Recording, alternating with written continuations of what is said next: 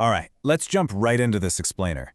Today, we're unpacking a truly terrifying piece of folklore that explores the absolute darkest corners of human desperation. We are going to examine the chilling source material surrounding Khak Tantra, a dark, mythological practice that promises unimaginable wealth but demands price so gruesome it'll honestly make your blood run cold. This isn't just your standard ghost story either. It's a meticulously structured cautionary tragedy about a man named Ajitesh from Kanpur, India. So get comfortable, and let's explore exactly what happens when you try to cheat fate. But before we get into the actual mechanics of this dark magic, I want you to really think about this. How far would you go? I mean, for our protagonist, Ajitesh, this wasn't just some hypothetical question. He was drowning in a mountain of debt that simply refused to end. His reality was one of absolute, suffocating hopelessness. Would you trade your own blood to escape that? Because, as we'll see from the source material, when a person is pushed to the absolute edge, that line between self-preservation and self-destruction gets completely blurred. So that brings us to phase one, the desperation. You know, that extreme vulnerability that creates the perfect breeding ground for dark choices. Consider the stark contrast between these two brothers. On one side, you have Ajitesh in Kanpur. He's running a failing cloth go down. His warehouse is completely empty.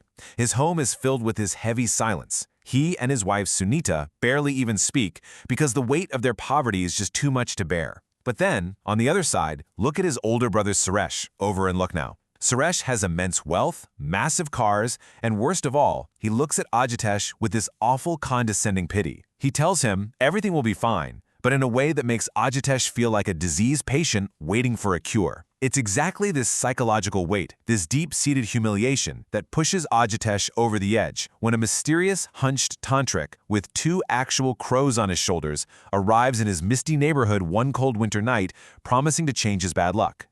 Naturally, Ajitesh seeks this tantric out, and we are introduced to the central concept of our story, Khak Tantra, or crow magic.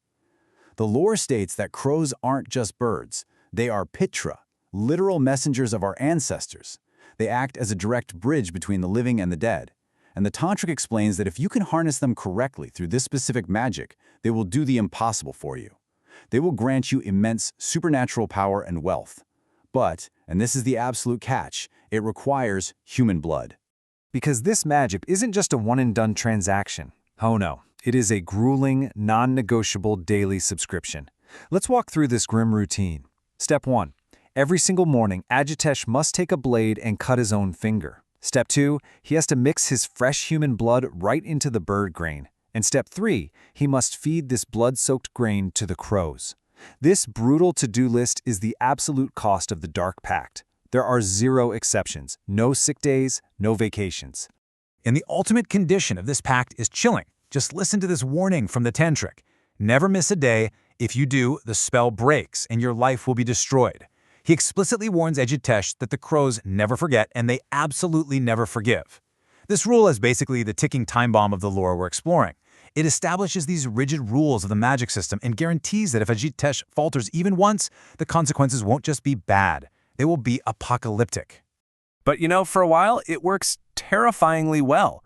The contrast is immediate. Almost right after feeding the tantric's crows his blood for the first time, a huge business deal that had been stuck for 3 years suddenly closes out of nowhere.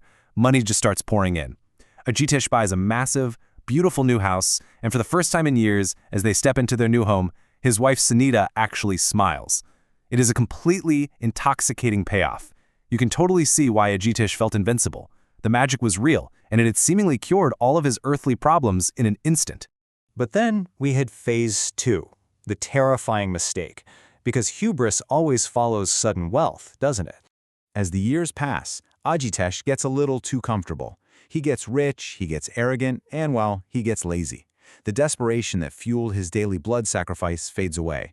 And inevitably, one morning, wrapped up in his luxurious life, he makes the fatal error. He forgets to feed the crows. And what follows is just a masterclass in escalating horror. Day 1, he misses the feeding. He thinks nothing of it. Eventually, he's only doing it once a week, then he stops entirely. But the crows remember. A lone crow starts showing up on his car, cawing aggressively. By week 2, a dead crow appears right at his doorstep. Month 3, the wealth vanishes as fast as it came. His business completely collapses and his partner commits massive fraud. Month 4, His entire cloth go-down burns to the ground. It's literally as if an invisible hand is violently emptying his safe. Finally, entirely broke, Ajitesh, Sunita, and their now 15-year-old son are forced to silently pack up their bags and flee right back to the old ruined house they started in. But the old house isn't empty anymore. When Ajitesh returns and nervously peers out the window of his ruined home, he sees it. One single crow, just sitting on the railing of the peepal tree, right next to the house. It isn't moving, it isn't making a sound, it is just staring at him with this creeping, silent dread, letting him know that they have been waiting for him. He blinks, and he looks around the property. It's not just one anymore. There are 10, lined up along the roof, perched on the gates, all of them completely motionless. The pace of this haunting is really starting to quicken. He pulls the curtains back even further, total panic rising in his chest now, and he realizes the sheer unimaginable scale of his mistake. There are over 100 crows. The roof, the trees, the walls, they are completely covered in this black swarm of feathers. And they are completely silent. Not a single flap of a wing, not a single caw. They are just waiting for their vengeance. From here, the psychological torture ramps up so rapidly. At night, it becomes a sensory nightmare. The silence breaks into a constant tap, tap, tap on the bedroom windows. Ajitesh looks out and sees glowing red eyes staring right back at him from the darkness. And inside the house, things are just as bad. His 15-year-old son has gone completely mute. He spends day and night obsessively drawing black crows in his notebook. So much so that his hands are literally stained black from the crowns. And then, the final terrifying straw. Ajitesh looks in the mirror and finds deep, dark marks on his own neck. They look exactly like the pinch of a bird's beak. The supernatural consequences are physically marking him now. Desperate and absolutely terrified, Ajitesh runs back to find the tantric who taught him the magic, hoping for some kind of cure.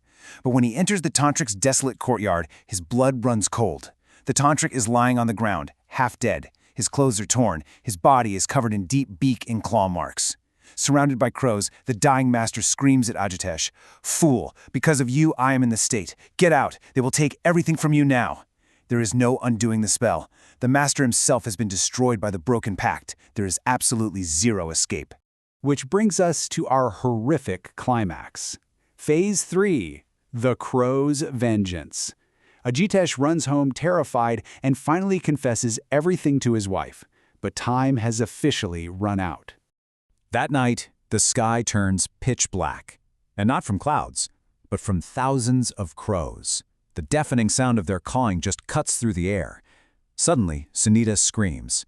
Ajitesh runs to his 15-year-old son's room. The boy is on the floor, thrashing in a violent seizure, flapping on the ground exactly like a dying bird.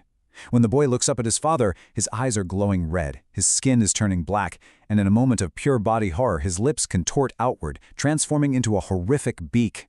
The possessed boy lunges, brutally attacking his own father. As Ajitesh falls, the windows shatter. Hundreds of crows swarm into the house, completely blanketing Ajitesh, violently consuming his flesh until he breathes his last breath. The debt of blood has finally been collected in full. Following that gruesome attack, the son suddenly falls unconscious and returns entirely to normal. Sunita grabs him and they flee into the night, never to return. Now, according to the folklore in our source material, Ajitesh's ruined home actually still stands in Kanpur today, and locals say that if you walk by it, you will see a massive, silent flock of over 100 crows still circling the ruins, guarding their territory. So I'm going to leave you with this final thought based on the lore we've explored today. Knowing the absolute, terrifying price of Khak Tantra, if you stumbled upon that ruined house, would you dare approach it? Thanks so much for joining me on this explainer, and as always, keep questioning the world around you.